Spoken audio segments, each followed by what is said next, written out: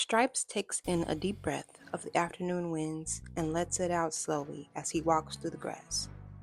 The planes next to the hub shake about as if the greenery was whispering to themselves.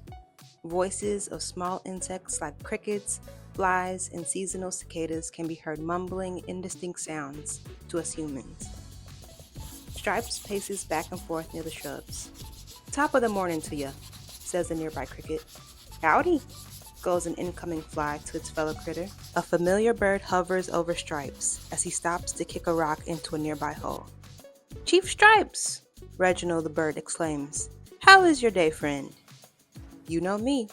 I don't like to complain," the Maine Coon responds. "I couldn't agree with you more. I feel the same, lad," the bird says. "Try not to beat the pavement too hard, you hear?" Stripes chuckles. "You can count on me there, Reg." "Ah!" screams a tiny squeaky voice. Stripes pauses and stares down at the ground. A smaller baby ant shakes in fear. "Oh, my dear, are you all right?" "I'm so sorry," the chief speaks. Another bigger ant races out from a nearby bush. "We will be out of your way at once, sir," the insect says. "There is no need to worry. My paws were making a fuss for no reason," Stripes replies, stepping to the side. "You both have an excellent day." Both ants look up at Stripes with thankful eyes. "Thank you, and bless you." Stripes smiles and nods as the bugs make their way to the grass roads. The bushy-tailed cat glances around the area and notices a rose that has blossomed through a tiny crack in the pavement. The existing flower has been growing so much that other buds have started to form around it. Stripes nuzzles his pink nose right in the center and takes a big sniff. Staring from afar, Bear stands still and silent. A wind sweeps by, blowing a few of Bear's fur particles and carries them over to Stripes. The chief opens his eyes and spots the brown Somali cat right away. Bear walks over. "There is no need to worry," Stripes tells him. "Things happen just as they should." "You're right, Chief," Bear says. "Worrying is such a waste of time and completely useless." "Exactly. We must be solution-oriented in a time like this," the older cat declares as he kicks another rock, sending it down the alleyway. Both cats pause to inhale in the awkward silence. "I don't know, Chief," Bear speaks.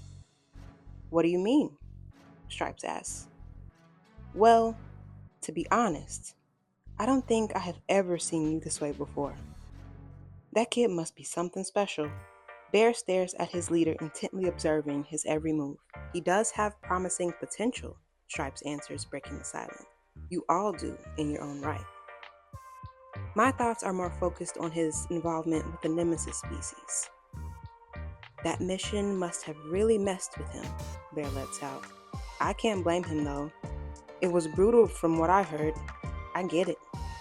Stripes looks Bear in the eyes. "You do?" "How could I not? I was a rookie not long ago," Bear says, twirling a piece of grass between his claws. "Trying to figure the outside world out is odd. Knowing right from wrong and choosing the right way every time, it's tough." Stripes grins at his young one. "Indeed, it is. And that is a burden us felines must carry. Believe me, no one knows like I do.